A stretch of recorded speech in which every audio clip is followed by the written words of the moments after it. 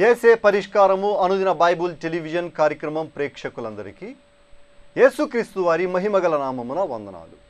ప్రభువునందు ప్రియా దేవుని బిడ్డలారా, నేటి దినము పాస్టర్ కారుపాటి శ్యాన్సాగర్ గారి ద్వారా వచన ధ్యానములను లూకా సువార్త నుండి ధ్యానం చేసుకుందాం.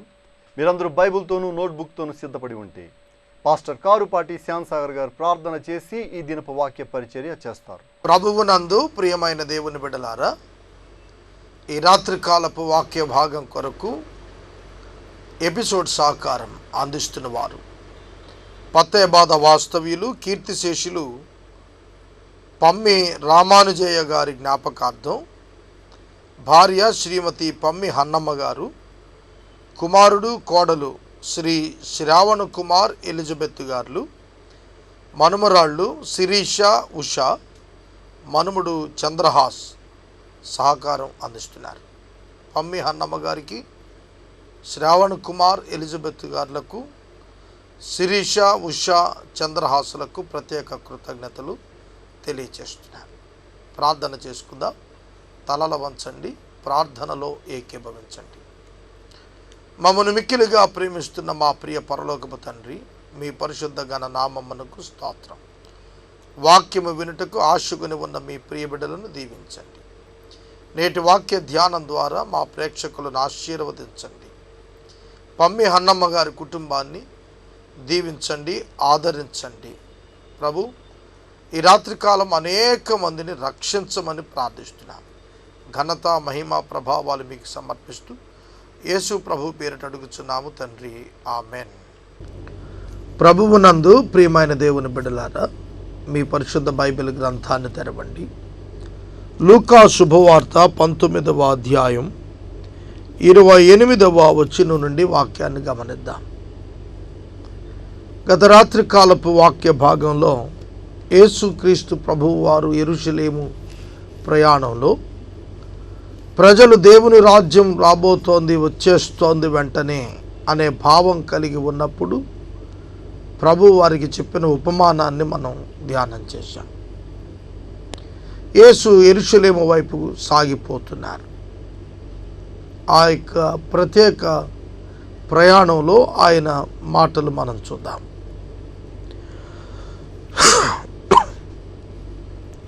యేసు ఈ మాటలు చెప్పి యెరూషలేమునకు వెళ్ళవలెనని ముందుకు సాగిపోయాను. యేసు ఈ మాటలు చెప్పి యెరూషలేమునకు వెళ్ళవలెను అని ముందుకు సాగిపోయాను.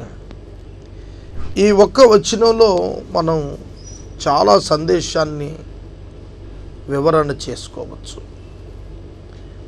యేసు ఈ మాటలు చెప్పి ఏమిటి ఆ మాటలు, దానిపై మనం ఆలోచించినప్పుడు దేవుని రాజ్యమును గుర్చినటువంటి మాటలు చెప్పారు. దేవుని యొక్క రాజ్యము ఏ విధంగా ఉంటుంది, ఆ రాజ్యం కొరకు ఏ విధంగా ఎదురు చూడాలి, యజమానుడు తిరిగి వచ్చేటప్పటికి దాసులకు అప్పగించబడిన దానితో వారు ఏం చేయాలి, ఇవన్నీ కూడా చెబుతూ వచ్చాడు. ఆ మాట అనంతరం యెరూషలేమునకు వెళ్ళాలి అని, ఎందుకు వెళ్ళాలి? యేసుక్రీస్తు ప్రభువారి యొక్క షెడ్యూల్, టైం షెడ్యూల్, ప్రోగ్రామింగ్ అంతా కూడా ముందే చేయబడింది.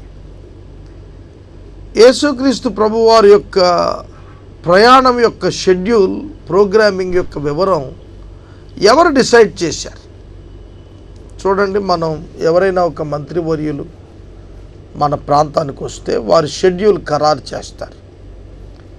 లోకల్ రెవెన్యూ డిపార్ట్మెంట్, లోకల్గా ఆయా శాఖల ఎగ్జిక్యూటివ్స్ ఆ మంత్రివర్యుడు ఎక్కడ తిరగాలి, ఎక్కడ బస చేయాలి, ఏ విధానంలో ప్రయాణం చేయాలి, ఎవరితో ఎక్కడ మాట్లాడాలి, సమయం ఎట్లా పాటించాలి, సభ ఎక్కడ నిర్వహించాలి, ఇవన్నీ కూడా ఏర్పాట్లు చేస్తారు. మరి యేసుక్రీస్తు ప్రభువు వారి యొక్క జీవితం ఒక టైం బౌండ్ ప్రోగ్రామింగ్గా కనిపిస్తుంది. ఆయన జీవితంలో ప్రతి విధమైనటువంటి సమయం యాక్యురేట్గా ఆయన దాన్ని నిర్వర్తిస్తూ పోయినట్టుగా మనకు అర్థం అవుతుంది. ఆయన మాటలు చెప్పి యెరూషలేముకు వెళ్ళాలి అని. యెరూషలేముకి ఎందుకు వెళ్ళాలి? జయప్రవేశం చేయాలి, రాజుగా వెళ్ళాలి. కాబట్టి ముందుకు సాగిపోతున్నాడు.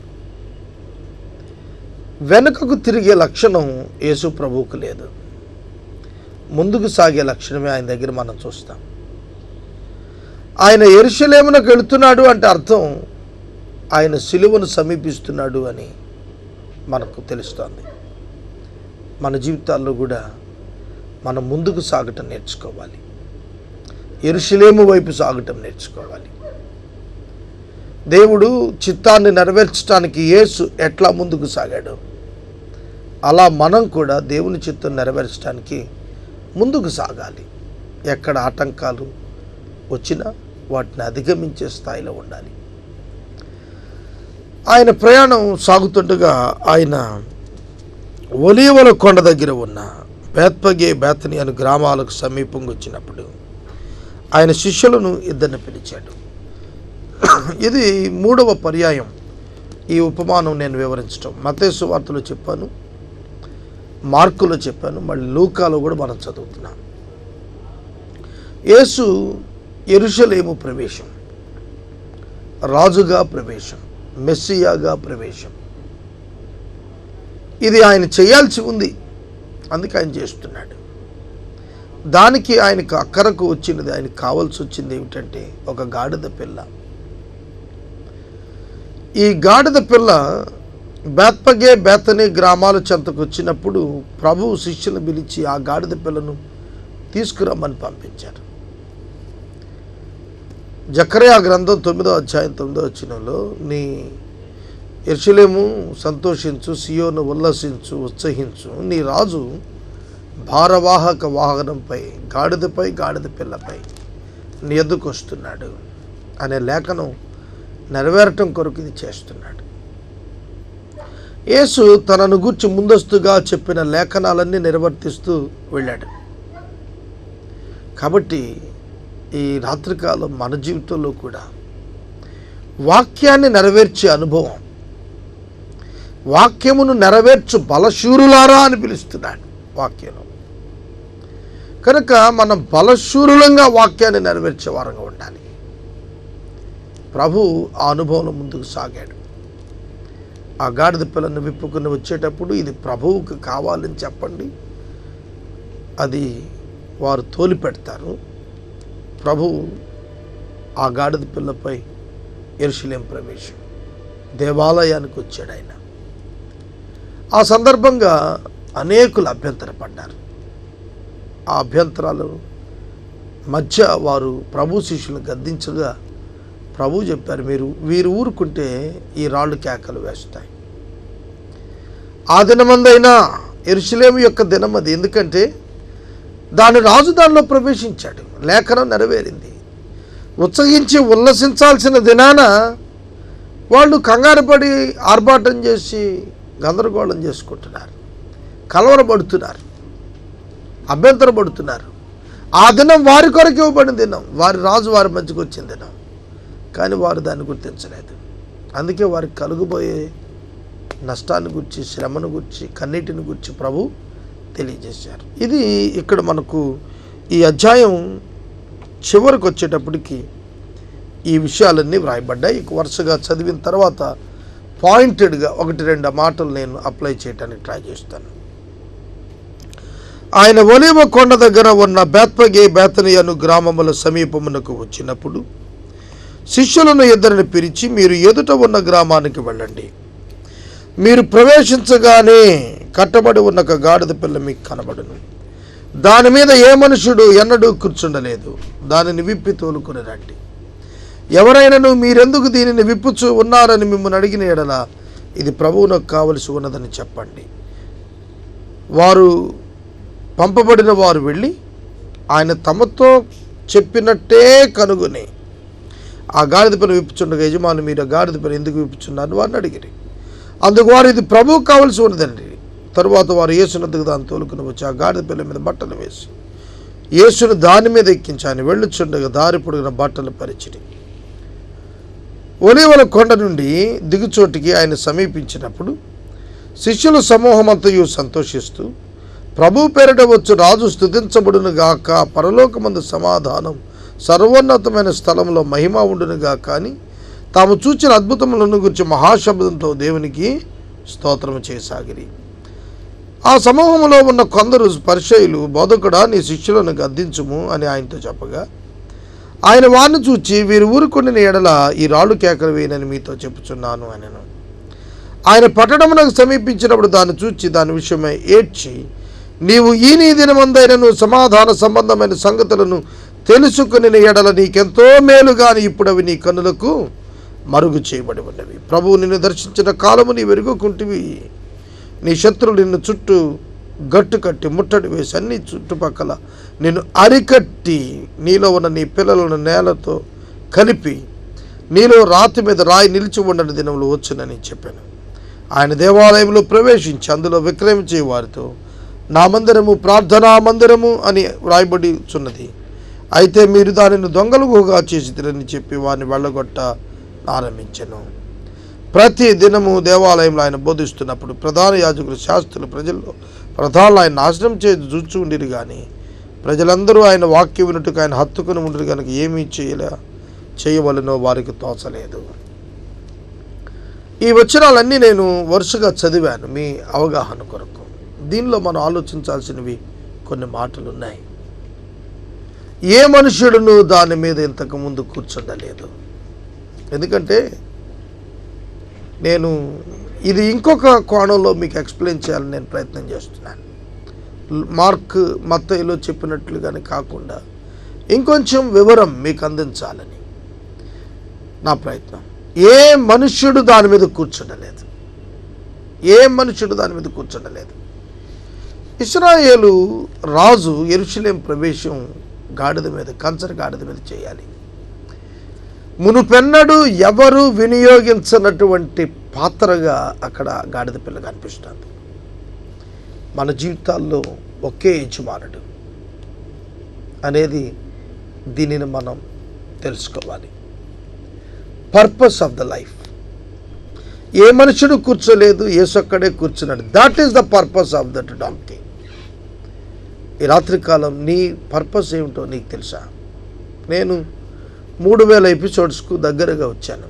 ఇప్పటికీ నేను 60 సంవత్సరాలు బ్రతికి ప్రతిరోజు వాక్యం చెబితే 10,000 ఎపిసోడ్స్ అవుతాయి. ఇప్పుడు 40 సంవత్సరాలు నాకు. 60 సంవత్సరాలు నాకు వయసు వచ్చేటప్పటికి 10,000 ఎపిసోడ్స్ పూర్తవుతాయి. Purpose of the life. నా జీవితంలో దేవుని ఉద్దేశం ఏమిటి? ఇప్పటికీ వెరీ క్లియర్గా ఈ ప్రోగ్రామింగ్ కండక్ట్ చేస్తున్నాను. తర్వాత ఆయన చిత్తం ఏమిటి నా జీవితంలో, దానికి లోబడటం నేర్చుకోవాలి. అలాగే మీ జీవితంలో దేవుని చిత్తం ఏమిటి? మీకు అప్పగించబడిన పనిలో ఆయన మహిమపరచడం ఎట్లా? ఇది మనం తెలుసుకోవాలి. ఎక్కడ ఉన్నప్పటికీ, ఏ పని చేస్తున్నప్పటికీ అల్టిమేట్ గోల్ ఉంది మనకు. అదేమిటంటే glorification of God, glorifying God, దేవుణ్ణి మహిమపరచడం. నువ్వే పని చేసినా, నువ్వే స్థలంలో ఉన్నా, నువ్వే పరిస్థితుల మధ్య ఉన్నా, నువ్వు నేర్చుకోవాల్సింది ఒక్కటే, దేవుని మహిమపరచడం. నేను ఈ మాట మాట్లాడితే, నేను ఈ క్రియ చేస్తే దేవునికి మహిమ వస్తుందా? ప్రభు మహిమ పొందుతాడా? చాలామంది ప్రజలు ఆనందిస్తారా అని చూస్తారు. ప్రజలు ఆనందిస్తారు, రెండో పూట తిడతారు. అది కాదు ఉత్తమమైన మార్గం, దేవుని మహిమపరచడం. ఈ గాడిద పిల్ల యేసుకే సొంతం, యేసు పరిచర్యకే సొంతం. మరి నీవెవరికి సొంతం ఆలోచించాలని నేను మనవి చేస్తున్నాను. తరువాత 32వ వచనంలో అంటాడు, పంపబడిన వారు వెళ్ళారు, వెళ్ళి తమకు ముందే చెప్పినట్లుగా ఉన్నట్టుగా కనుగొన్నారు. దీనిలో ఒక పాఠం ఉంది. యేసయ్య గ్రామం వెలుపుతున్నాడు. గ్రామం లోపలేముంది ఆయన కనపడటం లేదు. ఇక్కడికి వారి శిష్యులు చూస్తున్నారు, వాళ్ళకేం కనపట్టలేదు. మీరు గ్రామానికి వెళ్ళండి, ఒక గాడిద పిల్ల కట్టి ఉంటుంది, దాన్ని విప్పుతుంటే అడుగుతారు. ఇవన్నీ ఎట్లా చెప్తున్నారు? ప్రభు సర్వ వ్యాపకత్వం కలిగిన వాడు. బైబిల్ గ్రంథంలో యేసుక్రీస్తు ప్రభువే సృష్టికి కర్త అని రాసింది, మీకు తెలుసునా? సమస్తం యేసయ్య మూలంగా కలిగింది, సమస్తంకి ఆయన ఆధారభూతుడు అంటాడు. కొలసీయులకు పౌలు లేఖ రాస్తున్నట్టు ఆది సంభూతుడు అంటాడు. కాబట్టి యేసుక్రీస్తు ప్రభువారు ఈ లోకమునకు వచ్చినటువంటి దేవుని యొక్క వాక్కు, ఆయనకి సమస్తం తెలుసు. ఆయన ఇటర్నల్ ప్లానింగ్ అట్లుంది. ఆయన రివీల్ చేస్తున్నారు, ఇదిగో మీరు వెళ్ళిన చోట గాడిద పిల్ల ఉంటుంది, తీసుకురండి. అది విప్పుతుంటే అడిగితే ప్రభువుకు కావాలని చెప్పండి, మాట్లాడకుండా పంపిస్తారు. ఆయన సర్వవ్యాపకత్వం మనకు అర్థమవుతుందా? మనం అనుకుంటాం దేవుడు మనల్ని నిత్యం చూడలేదనుకుంటాం. తలుపులు వేసుకొని గొళ్ళెం పెట్టుకొని నన్ను ఎవ్వరు చూడటం లేదులే అనుకునే తత్వం మంది. కానీ దేవుడు చూస్తున్నాడు, ఆయన నేత్రం మనల్ని చూస్తోందనే అవగాహన మనకుందా? ప్రభువా నన్ను క్షమించండి అని మనం అడగలుగుతున్నామా? ప్రభువు నిన్ను చూస్తున్నాడు, నీ పరిస్థితులను ఎరిగినవాడు. తదుపరి మనం ఈ వచనాల్లో ఆలోచించాల్సింది, ఈ నీ దినమందైనను 42వ వచనంలో అంటాడు, నీవు ఈ నీ దినమందైన, నీ దినం, ఇట్ ఈజ్ యువర్ డే. ఈరోజు నీ దినం, నీ వ్యక్తిగతంగా నీ కొరకు నీ ప్రభు ఏర్పరిచిన దినం. నిన్ను కలవటానికి నీ రాజు నీ దేశంలోకి, నీ రాజ్యంలోకి వచ్చిన రోజు. కానీ నువ్వు ఆయన గుర్తుపట్టడం లేదు. ఈ నీ దినమందైనను సమాధాన సంబంధమైన విషయాలు నువ్వు విని ఎడల ఎంత మేలు. అవునండి, దానియేలు గ్రంథంలో 70 వారాలు విధించబడింది చూశారు. ఆ 70 వారాల యొక్క ముగింపులో దేవుని యొక్క కుమారుడు నిర్మూలం అవటం చూస్తామంటాడు దానియేలు. కనుక ఖచ్చితంగా యేసు రాజుగా ఆ ప్రాంతానికి వచ్చిన దినానికి 69వ వారం కంప్లీట్ అవుతుంది. 70వ వారం 69వ వారం మధ్య సంఘకాలం ఉంది. 70వ వారం సంఘం ఎత్తబడిన వెంటనే ప్రారంభమవుతుంది. ఆ వారం 7 దినాలు 7 సంవత్సరాలకు పోలిక. ఆ 7 సంవత్సరాలు యాంటీ క్రైస్ట్ యెరూషలేములో పరిపాలన చేస్తాడు. క్రీస్తు విరోధి క్రీస్తుని నమ్మిస్తాడు యూదుల్ని. కనుక ఈ 69వ వారం చివరి దినం ప్రభు వచ్చారు. అభిషిక్తుడు నిర్మూలమయ్యేటువంటి సమయం అది. అభిషిక్తుడు అంటే క్రీస్తు చంపబడతాడని అర్థం అక్కడ ఇస్తారు. దాని నిమిత్తం యేసు రాజుగా వచ్చాడు, రాజును తృణీకరిస్తున్నారు. దేవుడు తన కుమారుని పంపించాడు. ద్రాక్ష తోట యజమాని కాపులకు గుర్తించి తన సేవకులను పంపిస్తే కొందరిని కొట్టారు, కొందరిని చంపారు. కుమారుని పంపిస్తే ఆయన్ని చంపేస్తే స్వాస్థ్యం మందవుద్దని ఆయన చంపారు. ఏం చేస్తాడు ద్రాక్ష తోట యజమాని? అది ప్రశ్న ప్రభు అడిగింది ఆ ఉపమానంలో. ఇక్కడ కూడా అదే జరుగుతుంది. ద్రాక్ష తోట, ఇజ్రాయేలు వనం, ద్రాక్షావనం, తన కుమారుడైన యేసును అక్కడికి పంపగా గుత్తదారులు, యాజకులు వారు ప్రభువును కొట్టి చంపటానికి యత్నం చేస్తున్నారు. అది ఆ ప్రత్యేకమైనటువంటి వారి దినం. ఆ దినాన వారు ఎరుగలేకపోతున్నారు. ధర్మశాస్త్రం మధ్యలో పుట్టి పెరిగిన వాళ్ళు ధర్మశాస్త్రం యొక్క కర్త అయిన క్రీస్తు ప్రవేశాన్ని వారు తెలుసుకోలేకపోయారు. దానిని బట్టి ప్రభు అంటున్నాడు, నిన్ను దర్శించిన కాలము నీవు ఎరుగకుంటివి. అనేక పర్యాయాలు అంతేనండి. దేవుడు మనకిచ్చిన అవకాశాలను మనం గుర్తెరగలేకపోతూ ఉంటాం. దేవుడిచ్చిన అవకాశాలు భిన్నమైన పరిస్థితుల్లో వస్తూ ఉంటాయి. మనం అనుకుంటాం ఆహ్లాదకరమైన పరిస్థితుల మధ్యన ఆశీర్వాదాలు రావాలనుకుంటాం. కానీ గాడ్స్ ప్యాకేజ్ ఎట్లుంటుందో తెలుసా? శ్రమల మధ్యలో నుంచి, అసాధ్యాల మధ్యలో నుంచి సుసాధ్యం చేసేట్లుగా ప్రభు తన కార్యాలు చేస్తూ ఉంటాడు. మనం దీన్ని తప్పక నేర్చుకోవాలి. మనం అనుకునేటట్లుగా దేవుని యొక్క ఆశీర్వాదాలు మన పైన రావు. ఆయన అనుకున్నట్టుగా ఆశీర్వాదాలు మన పైకి వస్తాయి.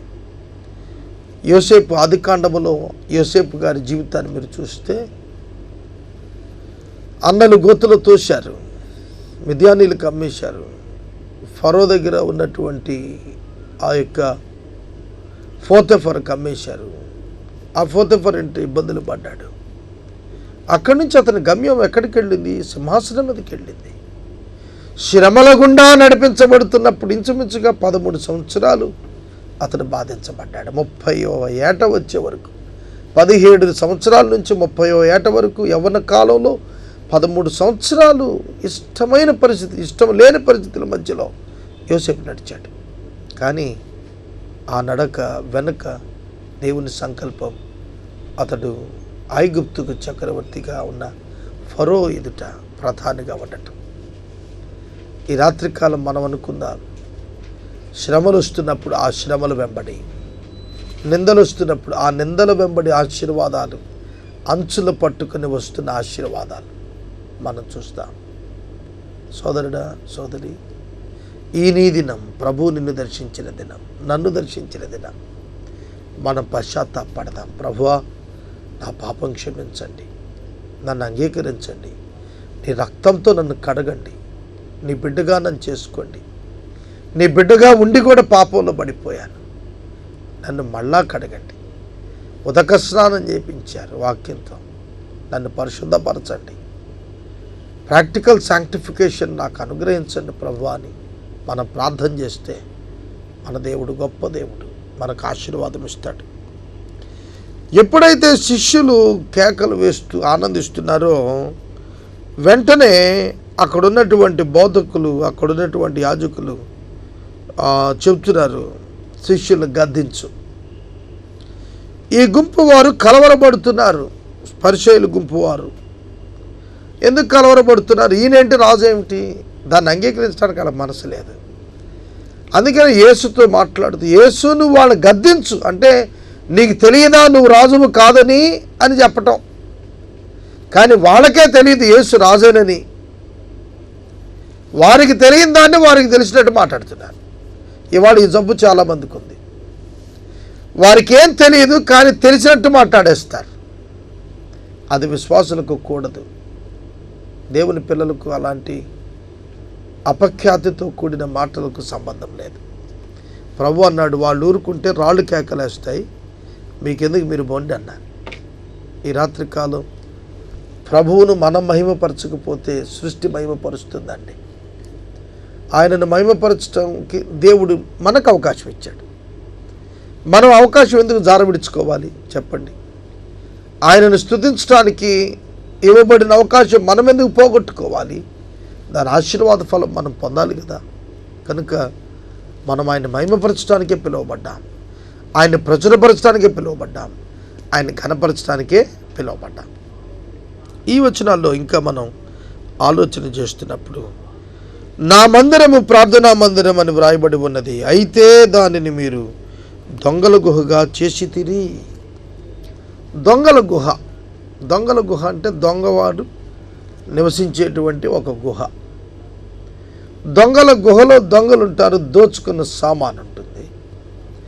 వారెంతసేపు కూడా దోచుకోవటం మీద మనసు ఉంటుంది. చూడండి, దేవుని మందిరంలో దోచుకునే వాళ్ళకి ఏం పని? దేవుని మందిరాన్ని పాడు చేయాలని, దేవుని మందిరానికి వచ్చే ప్రజలను దోచుకోవాలని ప్రయత్నం చేస్తున్న పరిసయ్య జాతి. దేవుని మందిరానికి వస్తున్న విశ్వాసులు కృతజ్ఞత అర్పణలు తెస్తారు. వారు దేవుని యందు భయభక్తులతో వస్తారు. దాన్ని సొమ్ము చేసుకోవాలని బ్లాక్మెయిల్ చేస్తున్న పరిస్థితులు చూడండి. ధర్మశాస్త్ర దినాల్లో పాపము చేసినప్పుడు ఇవ్వవలసిన బలుల విషయంలో ఖచ్చితంగా వాళ్ళు ఇచ్చి తీరాల్సిందే ధర్మశాస్త్రం ప్రకారం. మరి వాటికి జీవాలు కావాలి, గొర్రెలు కావాలి, మేకలు కావాలి, ఎడ్లు కావాలి. వాటి యొక్క రేటు స్పెన్సర్స్ రేటు పెడుతున్నారు వీళ్ళు. వాస్తవంగా ఒక ఎద్దు లేదా ఒక దూడ లేకపోతే ఒక గొర్రె తక్కువ ఖరీదైతే దాన్ని మల్టిపుల్గా 10 రెట్లు చేసి అమ్మేస్తున్నారు. ఎందుకంటే ఇది is the need of the people. ప్రజలకు అవసరం అండి, కాబట్టి మేము దాన్ని వ్యాపారం చేస్తున్నాం. ఈ దినాల్లో చాలామంది అలాగే ఉన్నారు. ₹1 ఖర్చు పెట్టి ₹100 సంపాదించాలని ప్రయత్నం చేసేవాడు సేవకుడు ఎట్లవుతాడు చెప్పండి? డబ్బు సంపాదన కొరక సేవ. ఆనాడు దొంగల గుహను గురించి అందరూ విమర్శిస్తాం, కానీ నిజంగా మనం దొంగలుగా ఉన్నామేమో అని ఎందుకు ఒక్కసారైనా మనం ఆలోచించాలి. మనం ఎవరో గురించి ఆలోచించటం కాదు, ముందు మన ఆత్మీయ స్థితి గురించి ఆలోచన చేసుకోవాలి. ప్రభు అందుకనే చెప్తున్నాడు, మీరు దొంగల గుహగా చేశారు. God's ministry. 2 దినాల క్రితం ఆర్ఆర్కే మూర్తి గారు అద్భుతమైన వాక్యం అందించారు. ఏలూరు పట్టణంలో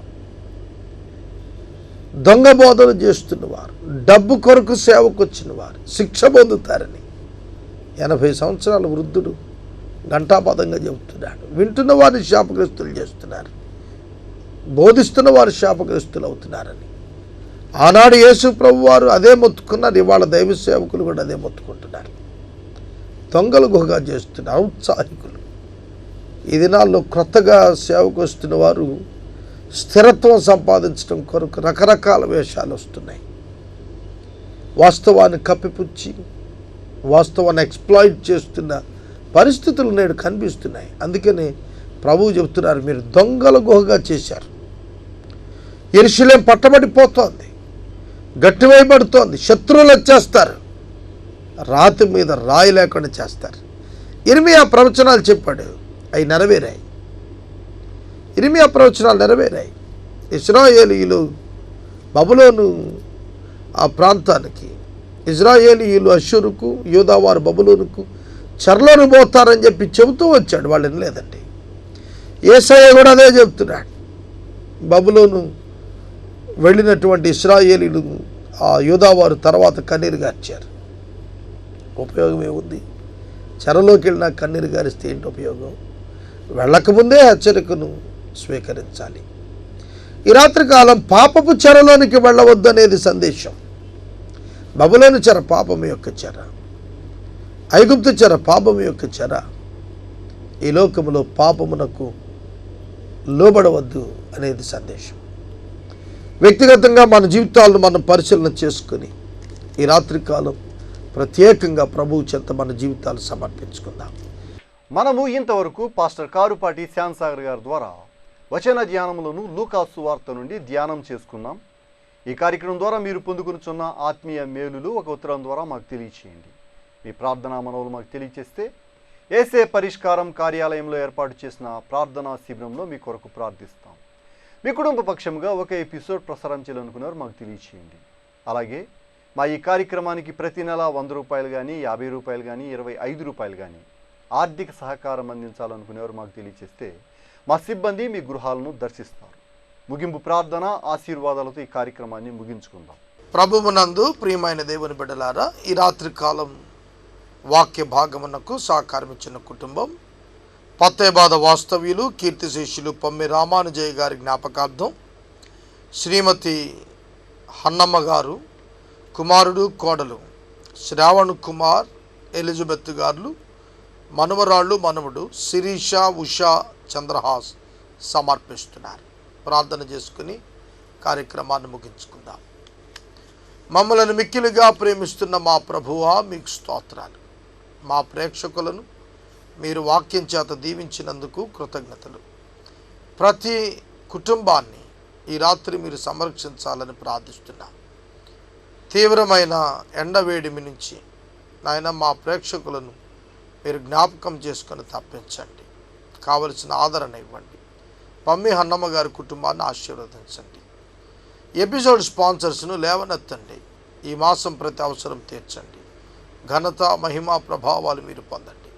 యేసునామములు అడుగుచున్నాము తండ్రి, ఆమెన్. మన తండ్రి అయిన దేవుని ప్రేమ, కుమారుడైన యేసుక్రీస్తు వారి యొక్క కృప, పరిశుద్ధాత్మ దేవుని యొక్క అన్యోన్య సహవాసం సదాకాలం మనందరికీ తోడై ఉండునుగాక. ఆమెన్.